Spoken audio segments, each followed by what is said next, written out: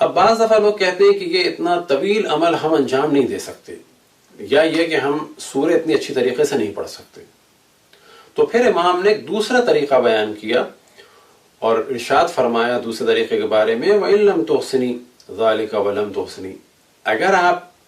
ان سوروں کو نہ پڑھ سکیں، کہ اگرچہ آپ نہیں پڑھ سکیں گی، تو پھر کیا کر رہے؟ کررتی قل هو اللہ احد 1000 مرۃ، یعنی پہلے سورہ حمد پڑھیں 100 دفعہ، پھر سورہ توحید پڑھیں 100 دفعہ، پھر آیت الکرسی پڑھیں 10 دفعہ، پھر اس کے بعد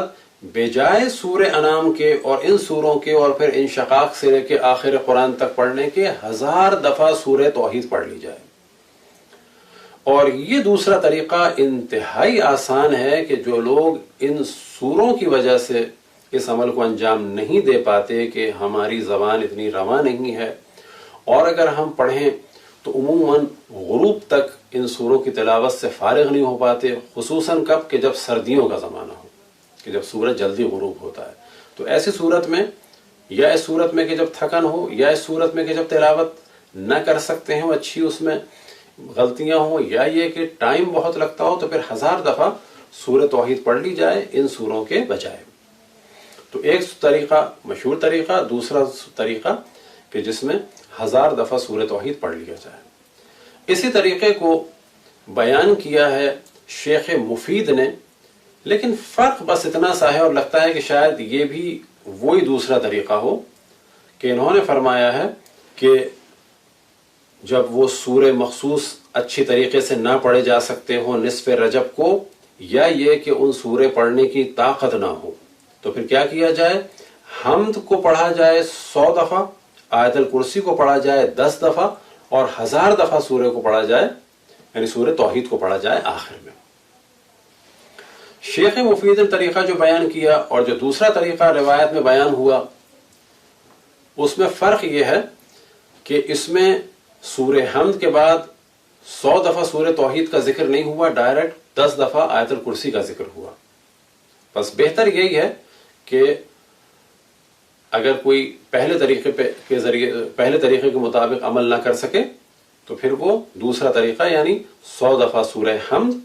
100 دفعہ سورہ توحید، پھر 10 دفعہ آیت الکرسی، اور پھر 1000 دفعہ سورہ توحید، یعنی 1100 ہو جائیں گی.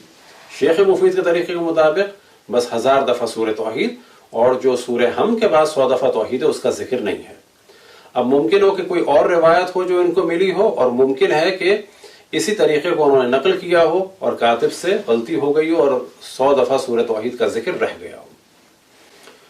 چوتھا طریقہ جو سید ابن طاؤس نے بیان کیا اقبال الاعمال میں، اور وہ یہ انہوں نے فرمایا، وَأَقُولُ، کہ میں یہ کہتا ہوں، رَأَيْتُ بَعْضَ الرِّوَایَاتِ، اور میں نے بعض روایات کو دیکھا، وَيُحْتَمَلُ أَن يَكُونَ ذَلِكَ لِأَهْلِ الضَّرُورَاتِ، اور یہ جو طریقہ ہے مجھے لگتا ہے کہ جن کی بہت زیادہ ضرورت ہو اور وہ نہ کر سکتے ہوں پورے عمل کو، یا یہ کہ وہ سفر میں ہوں، یا یہ کہ بہت زیادہ ان کی کوئی مشکل ہو، تو وہ کیا کریں؟ فیجزی ہے قرأت قل هو اللہ احد 100 مرۃ،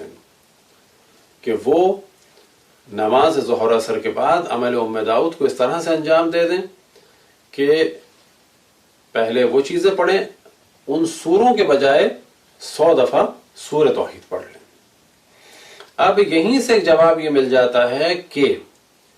اگر کوئی سفر میں بھی ہو تو اس عمل کو انجام دے سکتا ہے، اور سفر میں روزے نہیں رکھ سکتے. تو بس ایک سوال یہ پیدا ہوتا ہے کہ جو روزے نہ رکھ سکتا ہو وہ کیا کرے؟ بیمار ہے، عمر زیادہ ہو گئی ہے، اب وہ چاہتا ہے عمل کرے، تو وہ بھی ان تاریخوں میں،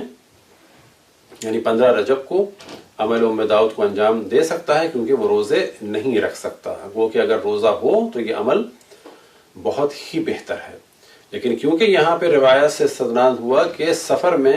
اس عمل کو یا جب مشکل ہو یا بہت کم وقت ہو تو 100 دفعہ سورہ توحید پڑھ کے بھی انجام دیا جا سکتا ہے، تو سفر سے واضح محسوس ہوتا ہے کہ پھر روزے کی ضرورت نہیں ہے. لیکن جو صحیح معنی میں عمل ہے اس کا، یا الفاظ دیگر تمام فضیلتوں کے ساتھ، وہ عمل اسی صورت میں ہوگا اور جو بہترین وقت ہے اور بہترین شرائط کے ساتھ 13, 14, 15 رجب کو روزہ رکھا جائے, 15 کو بعد ظہر اس عمل کو انجام دیا جائے. برحمتك يا أرحم الراحمين وصلى الله على محمد وآله